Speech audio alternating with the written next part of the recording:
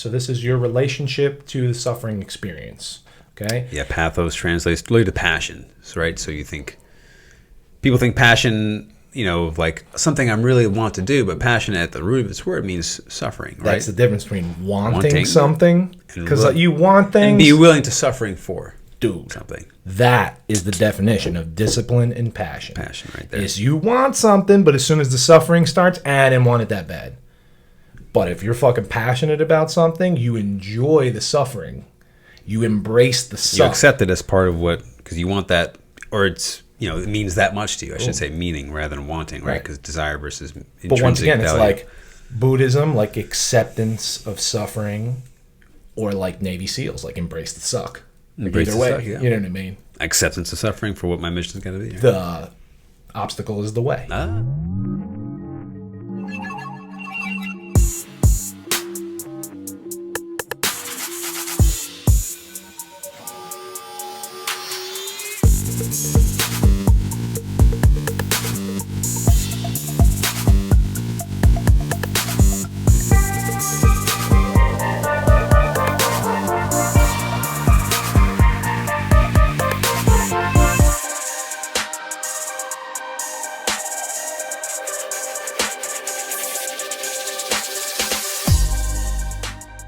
Because like I said, Watts used to be that for me, but it was just to like get so deep you felt like you just got done sparring. Dinged your head up a little bit. Yeah. Some of them he's a little bit softer on. Like some of them are like he tries to tangle you up for the sake of it. Everyone I've heard he tries to tangle. There's a couple where he's like definitely softer.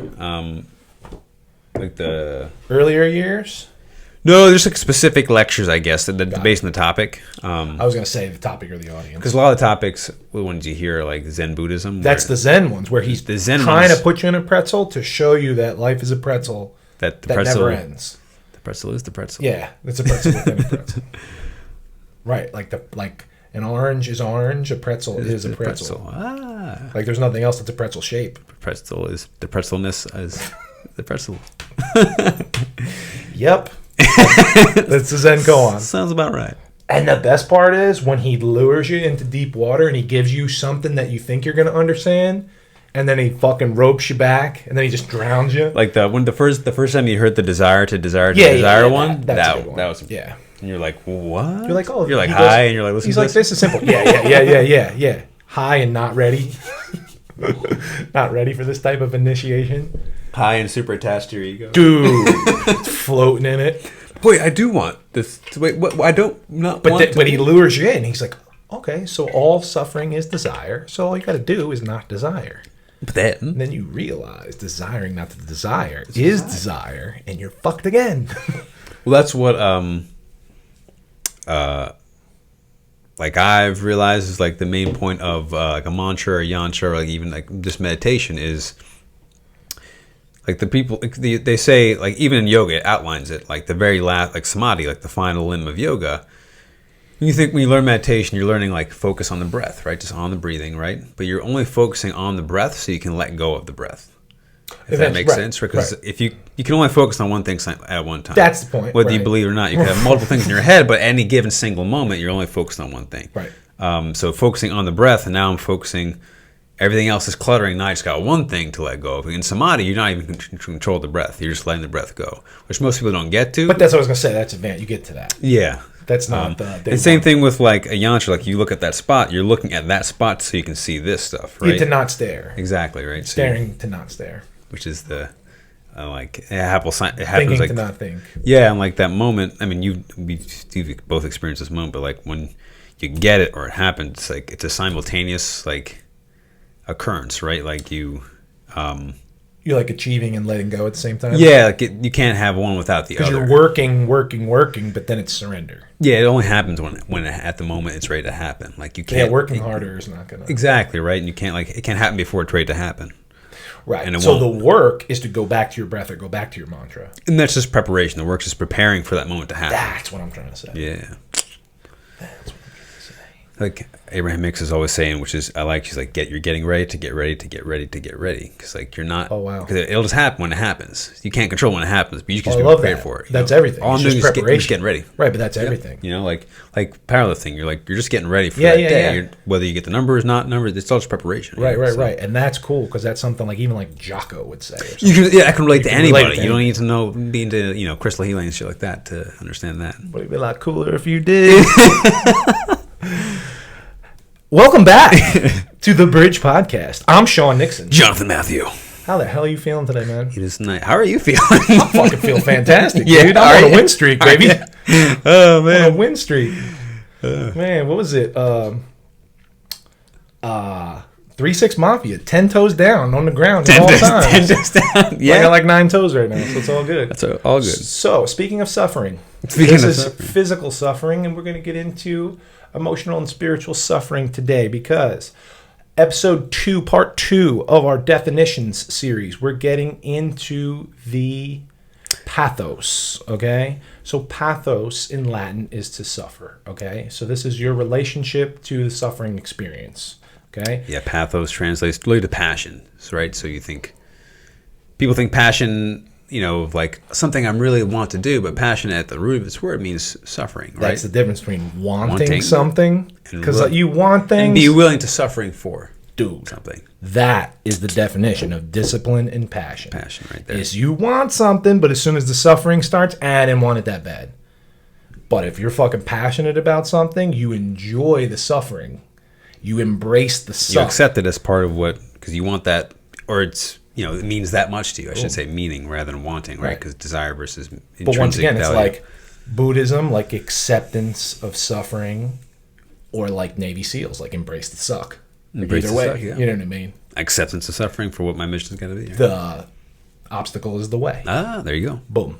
All right. So Passion. Suffering. passion. So Pathos. you got the pathos, you got logos and ethos, okay? So ethos is your character, your beliefs, your ideology, right? So thinking stuff. Logos is your logic, the word, or logos. So like we said, words are just noises that you make with your mouth that mean symbols. So that's how you can explain like hieroglyphs and stuff like that, or even like Chinese characters. Yeah. They're not letters that mean words, that mean sentences, that mean paragraphs, that mean books. It's a symbol that shows you something that you know what it is. So like, what the fuck are you talking about? If you saw that logo without this word, you would still know it's Adidas because your brain knows it's a symbol. If I showed you if you see the Apple logo, it's the computer company. And if you know the Bridge logo, the Bridge it's Podcast. All right. So you see a fucking Nike swoosh, you don't have to read Nike to know the logo or the logos. Okay. So it's a symbol that means a word. All right. So going back to pathos, today we're doing the pathos is the words of suffering. So apathy, empathy, sympathy, and compassion. In school, maybe they define these for you, but we're going deeper just so you can A, know the difference, and B, get to some form of compassion, which everybody has different levels of apathy, empathy, sympathy, and they're not necessarily good or bad. yeah, they're just But compassion is always good, and it's a practice that you can have and actually work with when we get there. All right. So first and foremost, apathy.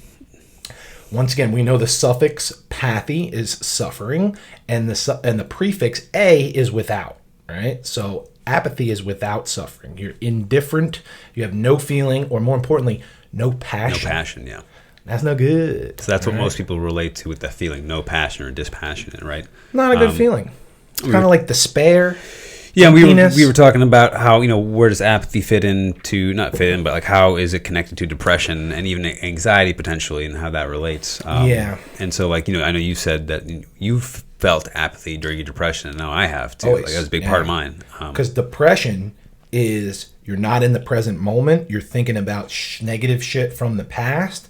And then in the current moment, you're depressed or apathetic and have no hope and despair and no passion. That's what you feel like when you're in bed and you just want to cry and stay in bed all day. That depression, that's apathy. Just staring at the wall for Staring 20 at the hours ceiling, straight, for a day straight. Not fun. It's better to know your purpose and have passion that pops you out of bed in the morning and you go get that shit on your path. All right? Same thing, like anxiety is you're not in the present moment. You're worried about an uncertain future because you have unprocessed inadequacy, or you feel like you're not enough and you're not whole and you're not worthy, and you're just invalidation and unprocessed emotions of being not enough. Yeah, and that's bullshit. Yeah, and like that not enough feeling lives in depression, it lives in anxiety, lives in the past, lives in the future, right? Is in depression, I did some shit or some shit happened to me that sucks and I'm not good enough. So now based on that, right? Based on that, yeah, which is a bunch of bullshit, right? And anxiety is, oh my God, I'm not enough. So what's going to happen? If this happens, if this happens, if this happens, and if then this happens. And this. If you get a wild imagination like I do, then you can get into like a multiverse of ways things go wrong. This. But guess what? Where is all that negative anxiety thoughts? It's in your head. In the future. In mine. And where is the future? Have you ever been in the future? It doesn't exist. It exists fucking between your ears. Michael J. Fox would argue with you. Listen, we don't got a DeLorean. We're not fucking going to 88 here. The future is a fictional story that you're telling yourself. So why not tell yourself a positive story about the future? And then like Pema Chodron, we're both big fans. She has a great way of saying, like we're all so worried about having the rugs constantly being pulled out from under our feet always, so it's not a matter of trying to stop and stay in place is futile, right? Yes. We're all dying. We're all dying currently right now, whether we know or not. As soon as you're born, your life is just going to the end, right? But the rug being pulled out from underneath you, it's that recognition that this is just part of the process. Yeah. That allows you to really take a step back from it. But if you're just caught up with holding on to it, then that's when that rug fucking trips you up. Because you've always told me, like, balance is not a static, steady thing. Balance, you're constantly fighting for balance. Yeah, if you're standing on one foot, that foot's not just flat, it's doing this constantly. Doing all kinds of you got all your toes. You would know about this. You know about this. If you didn't lop your toe off like a moron. All right? So it's like if you're saying no fucks given, I don't give a fuck, whatever, with the right intention, that's acceptance. And you can still be passionate and not apathetic, right? But once again, that depends on, like, oh, I don't give a fuck, I suck. That's like an intention of negativity and apathy and depression. Right. But if you're like, I don't give a fuck, shit doesn't bother me, only good things happen. Now you're creating a different perception, a mindset shift in mentality to, like I said, abundance instead of scarcity, victor instead of victim, and your whole world changes. Yeah. So whatever you think and feel and believe comes true. All the time. So, and then, understanding duality, which we've touched on a couple times in this, is that with, if there's a bad or a negative, there's always a positive on the flip side of that, right? Yes, if there's a tails on a coin, there's always a heads on the other side. Has to be. So they're interconnected, and we'll get to that, next week, definitely for sure, with me talking about some deeper stuff. But it exists here too. So to be without passion, on the other side of that is to be with passion. Yes. They exist as a part of each other. That's what I was thinking. Like, our low lows that we've had allows us these high highs to be so That's passionate. Why but so many people who've been to the very bottom, whether that be near-death experience, bankruptcy, addiction, all sorts of stuff, are the people that can come out. They come out with these crazy, they end up becoming like the Steve Jobs, people come out of addiction. The Sean Nixons, the John Matthews. Russell Brand is a really great example because he was like a great example. Drug, sex addict, superstar, it was never rock bottom, never enough, and now he's helping heal the world. Boom, so. That's where we're at here. So speaking of healing, that's the point. Is depression and anxiety? It's not just a chemical imbalance in the mind. Sure, if you were to get a brain test and a hormonal test and what's the fucking neurotransmitter test? Yeah. You would see that your hormones are imbalanced and neurotransmitters are off in the brain. But that's just throwing a Band-Aid on And shit. for one, why is that, right? Why is to the root? Why is that? Was it always that way? Maybe, right? That's something else. That is something else. Right? That's a small percentage. That's a small percentage. But if it just happens to be that way, so it's the chicken and the egg thing, yes. Right? But the easiest way to try, like I know what you're about to say, is get into the root of the issue, yes. Right? And the root of these issues is not a physical thing that we throw pills at. It's a spiritual and emotional healing. Okay, so getting to the root and trading in your apathy for compassion. Finding your purpose to walk a path of authenticity and truth and passion, and what can you give back to others and help things out, that is spiritual healing, and that is a practice, and that's how you get better, and that's how you fix depression and anxieties. You get to the root. Yeah, so like, do you remember like a specific moment? Because I have an example, like where you felt apathy and was able to get out of apathy, or in the moment you felt that transition from apathy out of apathy. No, that's a great question. Usually when I'm in that now, if I get a random wave of depression, I go through my healing practices, physical, mental, emotional, and spiritual practices, and I try different things to dig myself out of that hole. But back when I was depressed and apathetic all the time, no, I would feed it with drugs and sugar and food and fucking self-harm. And then you've been saying this too this whole time, but I want to just touch on it. But you're saying know your passion, know your purpose. Part of apathy is lack of awareness, right? Yeah. Lack of awareness of your true nature as a human being, right? As a spiritual being, whether you believe in spiritual or not, but just what your intrinsic value is as a human. Yes. I think one of the, like for me, I remember specifically college was like a very apathetic time for me, very depressing time. That's what I'm talking about. But I remember, negative thoughts, suicidal thoughts. My friends, one of my close friends, her younger brother, ended up committing suicide that summer too. And I saw, and I was in that whole, I had all these negative feelings, and then that happened, and it was out of the blue. He committed suicide very abruptly. I just saw, like, I was there. I went to the funeral. I was with her, and I was with all our friends, and the family was there. And I saw what that did, and what that did was it allowed me to zoom out, to get some perspective on like what I was potentially about to do to myself. Right. And seeing how it impacted other people. I saw the passion that they had for him, the love they had for him, and how much they suffered with his death. And that was awareness. That's what that was, me zooming out and seeing, oh, this is the consequence of this action. This is the consequences of... I think I can stop my suffering by hitting the off switch, but all I'm doing is causing more suffering right? to the people that I love anyway. And that sparks that, oh, wait, you're saying like, apathy is without passion. Like, oh, passion. I do care for these people. I do care for these people a lot. God. How does this impact them, right? Because there's to depression and anxiety, both of them, there's a little bit, it's going to sound negative, and I don't mean it negatively, self-absorption. And I don't mean self-absorption and selfishness. It means being consumed with your identity. Yes. Right? 'Cause that's what the believing the bullshit stories. Exactly. Believing what other people told you are, being ingrained in trauma responses, trauma triggers from a childhood that you're unaware of. Yes. But there is a self-absorption that it's hard to break free from, and like I've been in that spot. And that doesn't mean you're bad for being, absorbed. It just means that you are stuck. No, it is what it is. You're entirely absorbed into yourself. We're telling you that to give you that awareness. Yeah. So come to that awareness. Detachment, right? Which is awareness of, is that first step, like we always say, and it's true here as well. I'm able to do that recently, is detach and not I am depressed, I'm suffering from momentarily symptoms of depression. What can I do to fix it? Yeah, just like stepping out. Yeah. Yeah. And you, like you said, it's a practice, Practice. It's a skill set, like it's just like anything. And you can develop it. Better at any skill is you fucking practice. All right? 10,000 hours. At least. All right? So moving on. Empathy, right, is your ability to share feelings. In Latin, it means in suffering with someone. You know what I'm saying?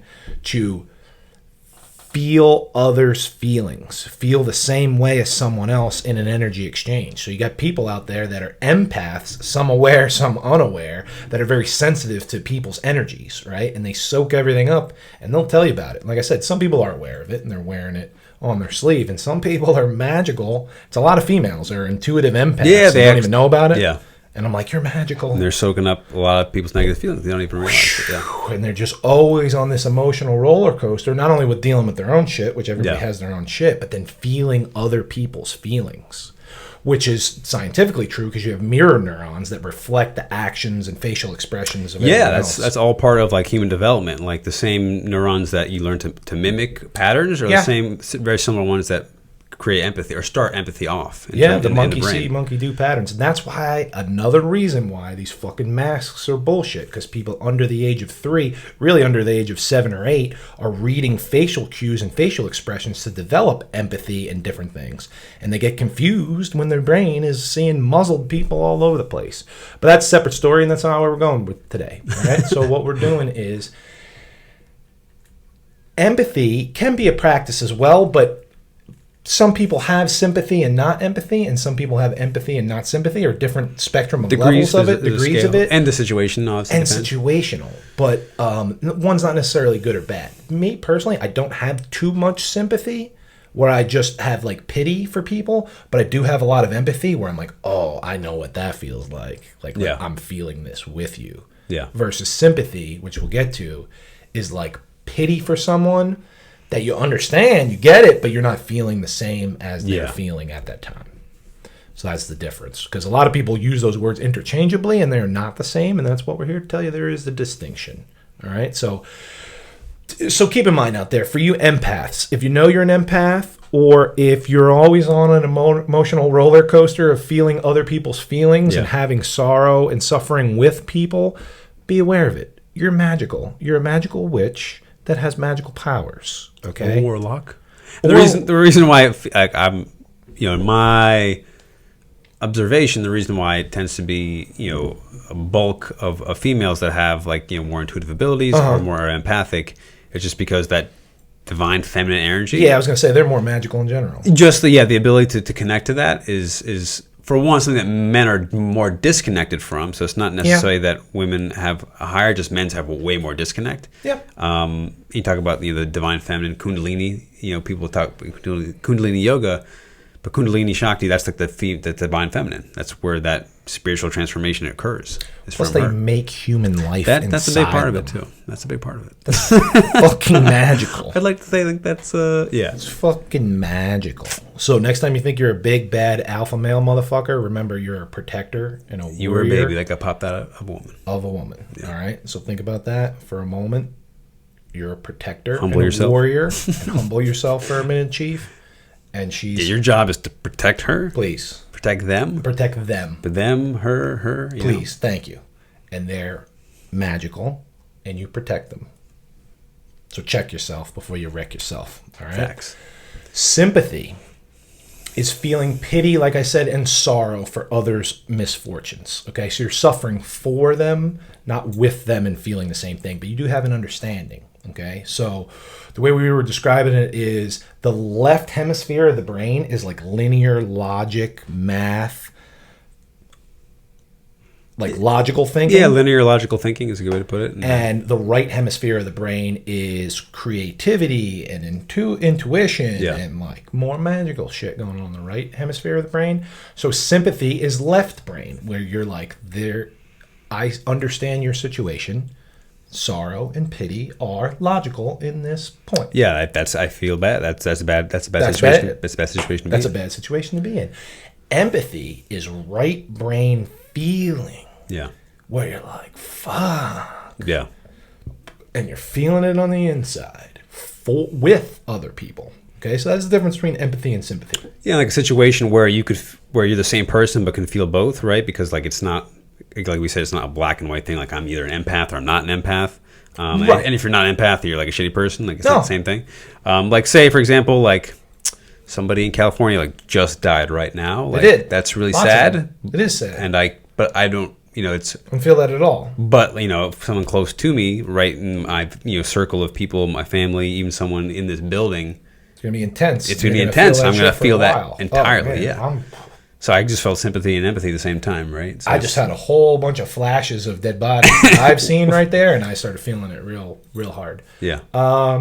But awareness, and I had to separate from that. Because you get sucked in, that doesn't help anybody when you're sucked. No, that's what I was saying. I was feeling too much, and it was taken away from the show for a moment there, and I had to pull myself out. A little mime action going on. Because that was the thing. Because remember, I was fine. You were like, somebody in California just died. It was like thousands of them. Grandma's baby's car accident. Boom, done. Yeah. Didn't feel a fucking thing. So and then I thought about shit that I've seen and felt and knew, and I almost lost my shit. Yeah.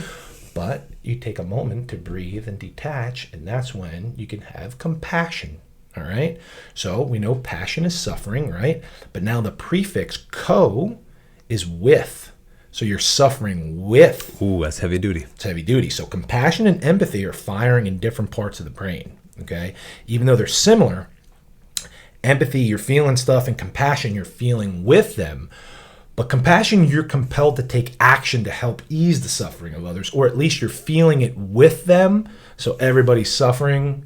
Once you have the understanding that life is filled with pain and suffering, then you get it, because we're all on the same level, and then there's no hierarchies of bullshit going on. Yeah, and like look what I just said earlier, and getting sucked into the empathy. Yes. Right? What compassion is? The difference there is, like the Dalai Lama says, compassion, is very similar to empathy, but it has a more developed cognitive component. Yes. And what that means is you're able to be aware and pull yourself away from being stuck into the emotions, and then now I'm able to act. That's what I was just saying Now I'm able before. to help. When Yeah. I was stuck in empathy for a moment, I got all emotional. But Yeah. then I was like, wait a second. If I pull myself out, I could have compassion, feel that shit, but then be composed enough to take action and help. Yeah, like you said, people who aren't aware of that they're really highly empathetic or really sensitive to other people's feelings and energy. Like I said, like if you get sucked into your friend's bad feelings, now you're feeling it, now you're taking that on. Now it's just two people suffering. Don't right? help nobody. And you're unaware that you stuck that suffering on top of you, right? And when you become aware of high levels of empathy, then you can have and practice compassion. Yeah. Because I think compassion, like all these other spiritual practices we talk about, Yeah. that is part of healing, and that is part of spiritual practices, like once again, that you consciously become aware of and repetitively practice over and over to get better at. All right. But yeah, like suffering with, that's not like at the heart of it. It's not. That doesn't mean me and Sean are separately suffering simultaneously. It means me and Sean are part of the same thing, and we are all of us, suffering simultaneously. Oh yeah. Like Ram Dass got a good quote. I'm going to spin off here. Yeah. When you see someone who is hurting, typically you think and then act from your mind, I must go to them. But from the vantage point of the soul, you know that somebody is hurt. But you also recognize that hurt is part of all of us. Yeah. In other words, when you identify with your soul, everybody's part of us. You don't react in a way of, I'm going to help that person. It's like one hand pulling the other hand out of the fire. It's all part of the same body. That's true compassion. That's Ram Dass right there. For real. But it's just me and you. When you realize it's just, we are suffering. This is a moment of suffering for us. Yep. And he also says, and that's the balance, once again, of like living in 3D and 5D, because if you're so spiritual that you're in the 5D all the time and somebody trips and falls and gets hurt, you're like, oh, karma. It's all part of the fucking something horrible happens, and you're like, oh, that's just that baby's karma getting worked out. It's just part of it. But if you're in 3D all the time, there's suffering everywhere, and you're like, this shit sucks, and then your vibration gets lower. So it's that constant balance of separating, becoming aware, and it's, if I raise my vibration, everything can raise up. Yeah, because neither, like being stuck in either of those doesn't help anybody. That's what I mean. Right? You don't want to be stuck in either one. It's having one foot on land, one foot in the water, right? Yeah, so that's land, what I'm saying. Water is you think of emotions, Because land you think of logic, right? Humans it live and exist in different dimensions, different planes, let's say. Yeah, simultaneously. You got a lot going on, because your physical body is always in third dimension, always in earth, always in the present moment. Yeah. But your spiritual body can be anywhere you want. Yeah. Or anywhere it needs to be. Six Flags Great Adventure. Six Flags On over the Texas. moon. All the Six Flags. Anybody's moon. Anybody's moon, yeah. Another good thing about compassion that's interesting for me, as far as my spiritual practice of compassion, is to realize, and this is a doozy, buckle up, that there's not bad people, there's only good and bad actions, okay? And I'll tell you how that, and you're like, well, okay, I get that, but what if somebody repeatedly does really shitty things? And here's the thing. If you put negativity to them and label them as negative, you've just given them power, and now that's negative energy that you're holding in regard to them in the space you're putting them in, right? But if you realize maybe something happened to them and you can have compassion for them, then that's pulling back to the collective suffering that you're talking about. Yeah, that's a recognition that we are all suffering, right? We are, and some people, when hurt people, they suffer more. Yeah. So instead of dragging that suffering down even further, you can have compassion for them. And the practice that I've had was I always used to hold a lot of regret and anger, really, and animosity, but anger, let's say, for my father, because he did a lot of fucked up shit, right? So he's a fucking bad guy. I'm not going to be like him. And I would push and push and push and push. Making it more powerful. Oh, I made it so powerful. Then when equal and I opposite reactions. Precisely. Going back to that. Precisely. So then when I realized that I could have compassion for him because his dad did fucked up shit to him, changed my whole fucking life. Freeing. Oh my God. And I apologize to myself. I apologize to him. Because like we were saying before with this, like anxiety and not feeling like you're enough, your body just retreats to your inner child that felt not safe at one point. Because when you're a child, that's where we're going back to, if you think you're a badass alpha male, you need to protect motherfuckers. Yeah. Protect women and children and yourself. Because that's where anxiety and depression a lot of times comes from, is your inner child is scared because they're not safe. And when a trigger happens that sparks you back to that moment when you were six and you didn't feel safe, bro, little Johnny's in there fucking crying. Legit time travel. Yeah, legit time travel. So the way you can heal that, and I don't know how deep we want to get into shadow work and healing the inner child on another episode. That's a series, but you can go back to that and tell little Johnny that he's safe and ask him if he's okay and put yourself in his shoes. And there's a lot of visualization practices that can go with that. But like I said, for let's just stick with compassion. When I had compassion and forgiveness for my father for the fucked up shit that I saw that he did to me and others and whatever, I felt a lot better. Because how was it helping me? It wasn't serving me or anybody else holding on to that shit. Yeah. Now it was preventing you from being a free, helpful individual. Hold on to that. I'm free, baby. Because if you hold on to poison, it's going to affect everybody else that you interact with, right? No poison for me. No poisonous food. No poisonous water. No fluoride in the water. Thoughts. No poisonous media consumption. And that still doesn't mean that bad things don't happen and bad thoughts don't pop in. It means that I'm aware of it and I can heal myself with food, movement, stillness, friends, passion, purpose. Discipline. When you stay on those paths, right? Those are your tools in your toolbox of healing, okay?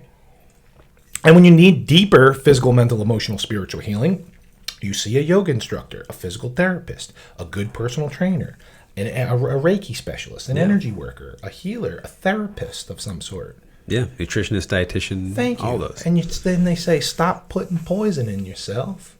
Protect yourself with some clean water, clean thoughts, good energy, good exercise. 90% of your diets come from carbohydrates. Let's make a fix there. That's one great one right that's there. A huge. That helps a lot. Helps a lot. You drank one bottle of water today and 6 cups of coffee. There's a lot of that. That's awareness, right? It's not bad or good. I've done all those. That's why we're allowed to have this show, because we've done it all. We've been to the bottom of the bottoms and the top of the tops, and we're still going. And that's part of spiritual practice in itself, is once you heal yourself, you set a good example to help heal others. And that and keep on going. And then once you realize, I read this a long time ago and I didn't get it. I think it was Arthur Schopenhauer. But I was going to say it was, no, it's definitely Schopenhauer, so I don't even care. Joe Montana. No, I was thinking my man Rudolf Steiner, who has similar work. But it's not Steiner, it's Schopenhauer. He was like, once you realize that everybody is just you in a different body in a different time, compassion for others and helping others seems like the right thing to do for yourself. And that's just me putting a different spin on the quote that we always say with the Ram Dass with the best shit. Yeah. That's why Ram Dass is the best, because he keeps it on a human, funny level and takes the abstract Alan Wattses and Schopenhauer's and fucking Steiners and even Freud and Jung, who get like deep. Yeah, that's deep. And he's like, okay, I get all the deep shit. I did the book learning. Then I did the astral traveling and the LSD and the mushrooms. Then I went to India and was... And so in the presence of a real guru, where he was putting LSD in my mind sober and reading my mind and doing all kind of shit, even when I didn't believe in gurus. Yeah. And it was more than a spiritual being. It was a spiritual experience being in the presence of Maharaji. But then he comes back and he's like, I know y'all are just regular people.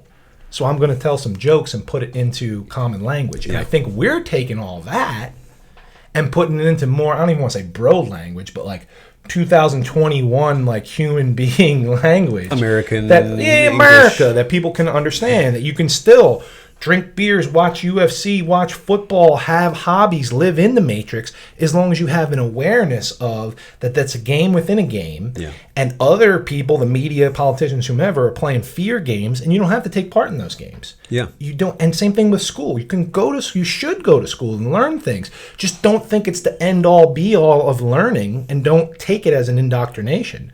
learn what you can, absorb what is useful, discard what is useless, add what's uniquely your own, and do your thing. Yeah, and what all that is your relationship, your how your relationships are, right? Your relationship, your experience, which is what attachment is, right? And relationship to self. Yep. So, and that's why, like Alan Watts, going back to him, he's got a great quote, like when, the great sages and gurus that climbed into the mountains and fell into a cave, they realized that once they were up there, that they were connected to everything, or something like the quote. So, like which is the paradox of all of yoga, Buddhism, is the more I separate from who I think I am, the more I connect to who I really am, which is everything. Who we really are. Who he is. That's the Buddha under the Bodhi tree, Jesus going to the desert for 40 days. Everybody's got these experiences and dark nights of the soul where we can come back and realize, all those people I was hating on was just reflections of shit I hate about myself. So if I fix myself and have compassion for others suffering, we can all heal and get better. You know what I'm saying? Which was funny, at the end of one of the Ram Dass lectures, he was talking about, he's describing all the people, a lot of his lectures were in like the 60s, right? So he's like, everybody's wearing white and they have flowers in their hair and they all did LSD before the show and everything like that, except for one lady in the front row, and she's all done up in black with her like fancy like New York clothes on, where she's not a hippie whatsoever. Yeah. But every time I'm saying this deep, far out talk, she's like nodding in agreement. And I'm saying shit that's going over people's heads who are flower children on acid, and they're like, whoa, that's far out, man. And she's like, yes, I understand. And so after the show, I go up to her and I say, how the hell did you know all that and comprehend all that on your first time at one of my lectures? And she goes, I crochet. And he goes, what? And she's like, yeah, that's my passion. That's amazing. So it focuses my mind, and I can understand all these deep concepts because I love doing it. And that's what takes me away and connects me to everything. And he's like, you're a goddamn genius. He's like, goddamn genius, Gump. Gump! You're a goddamn genius. But that's, talking about the power of like a flow state. Everybody wants to get into those. That's what I was talking about. But they don't know how to. But it's really just finding your thing and doing it. Finding something that you can immerse yourself in, right? Immerse yourself. Because crocheting for, like 6 hours, for some people, be like, that's not worth the suffering of doing that, right? But for her, it was, right? So that's what we talked about in the beginning, which I think was your biggest point, is discipline and suffering. If you have a goal and you're passionate about it, that's what's going to let you know if you keep going through the suffering. When the pain starts, because once again, the comfort zone and the change zone has the fear zone in between. And if you can't get over that discomfort and suffering and fear to get to change and get to your goals, then you weren't passionate about it, and that's not your thing, and that's fine. That's fine. Don't beat yourself up. Don't beat yourself up, because that's just going to hinder you from finding what your thing is. Yeah. Because that's all life is trying things and experimenting with things. And then when you find that thing that sets your heart on fire, one fucking thing, then you fucking kill yourself going after that. You just... And like what you brought up about, going to school. Like, school is good, Can be. School has a capacity to do a lot of good. Potentially, yeah. But when you become attached to what your degree is because you labeled it and now your piece of paper has it, like how many people have suffered in jobs they don't like, only to find some crazy passion that they didn't think would make any money off of, and now they're making money and happy. Most people. I think a lot of people. I forget the stats. It's like 80% of people don't really like their job. They're just like, it's okay, it pays the bills. And then like the next 18% hate their fucking job. And it's like 2% are like me and you that love their job. Just like what they're doing. And love what they're doing every single day, and they're living their passion, and their hobby, their passion, their purpose, and their career is all the same motherfucking thing. Yeah. And that's how winning is done.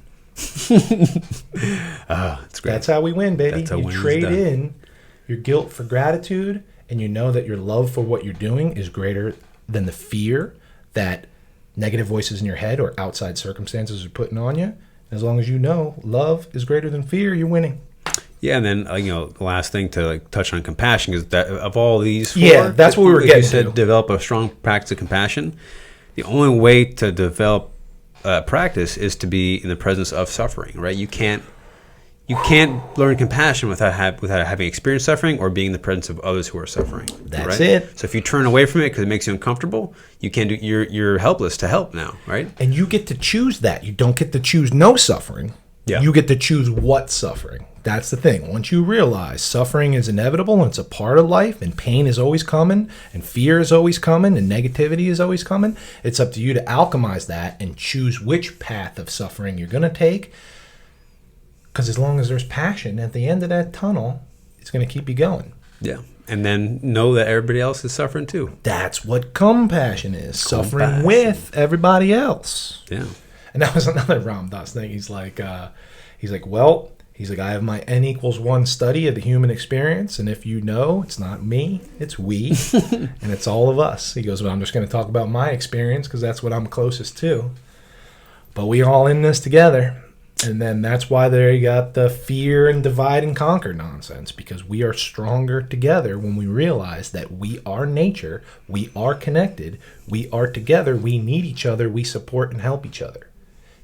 In sickness and in health, in compassion, in suffering, and in joy. Yeah. You know? And that's what I was posted about yesterday. Like, if you're not clapping and cheering for people that do succeed and you're being jealous and a hater, that's not helping you at all. That's a sign, that's a reflection back to you. Like, well, where am I not free? Or I'm not free where I feel jealous. Where do I feel jealous? So I feel like I'm not going to have enough if somebody else has more. But when you understand abundance, you know that everybody can have more. There's nothing but abundance. There's no scarcity. When people try to say diamonds are rare and energy is rare and fossil fuels are rare, they're just, when the vaccine is rare, oh my God, we're running out, you better get yours now. None of that is true. There's nothing to fear. Everything is perfect. And once again, it doesn't feel like that in the moment. Yeah, and I've had this conversation before, like whether fear is rational or irrational, and depends. And that's when it's useful or not useful. And it depends what perspective, like from a God conscious, super hyper connected 5D, however you want to call it, view, fear is irrational because because everything's perfect and we live forever. But in this moment, state, fear can be, it's super necessary. Super necessary, right? It can do a lot of things. But if you have the awareness, like you said, the difference between like the empathy and the apathy, that compassion is being able to pull out. Where am I getting too attached emotionally? Where am I being too distant unemotionally, right? Where am I passionate? Where am I dispassionate? Because if a tiger's chasing you, I'm not just going to say stand there and meditate because everything's perfect. Although. Because then you're going to be lunch. Well, that reminds me of what's his name that lit himself on fire in meditation? The Tibetan dude. You know what I'm talking about? Sat in the street. You've seen the video. And the dude pours gasoline on him. No. What? This video. Bro, this is a fucking historical thing. He meditates through the pain and suffering of being lit on fire. Like, doesn't even flinch. Because he can tap in so quick. That's as intense as it gets. I don't know that, but I know a Harvard study took Buddhist monks to the top of, like, not the top of them, but, like, really high up in the Himalayas, like, below freezing, they had them meditate, like, the blankets are frozen on them, and they were able to warm themselves up so much that the blankets... My man Wim Hof climbed up in fucking sandals and shorts, just doing breathing exercise and meditation. You control the matrix with your mind. If you think something is something, then it's true. If you think it and you believe it, it's true. So don't believe the bullshit. If you're really making up stories of I'm not good enough and I'm sad because this happened or this might happen, make up a fictional story that you might be great. Yeah, because what do you have to lose by doing that? What do you have to lose? You're going to die. Don't believe, you're going to die. But to your point, if you don't believe you can make change, then what do you got to lose anyway? And nobody who ever did make change didn't believe they could. Exactly. Right. It always started from an idea and a belief. And like that's like the post I made today. That Martin Luther King Jr. quote. Life's most persistent and urgent question is, what are you doing for others? That's it. And that sums up compassion pretty well, I think. That's his quote on compassion. I love his quote on. He's endless. It's one of the goats of all time. Goats of all time? Jesus, how redundant can you be? That's like ATM machine, PIN number. No. Too much redundancy. That's a lot of redundancy. Goat of all time. Greatest goat of all time, Martin Luther, Reverend. The greatest goat? Dr. Reverend Martin Luther King Jr. When he's like, yo, if you're called on, if God makes you a street sweeper, sweep the floors with passion. Do that shit the best you possibly can. Yeah. Walking around with apathy and your head up your ass all the time doesn't help anybody. Yeah. Either quit that job, get yourself out of that situation and find your passion and purpose and run 100 miles an hour towards it, or realize this is where you're at and everything is beautiful and make the most out of every single moment. Yeah, because there's plenty of people sweeping streets that are happier than people with millions of dollars on yachts and stuff like that.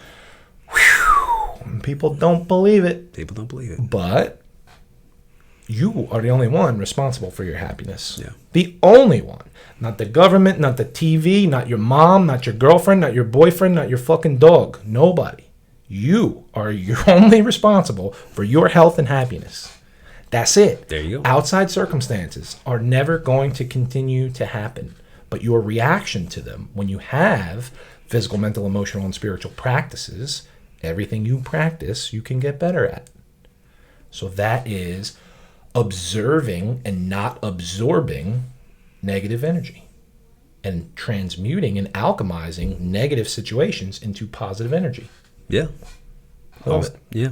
And we will be back next week to teach you some more shit that they don't teach you in school, because we love you. And the reason why we love you is because we love ourselves and we are all connected. Bridge. Peace.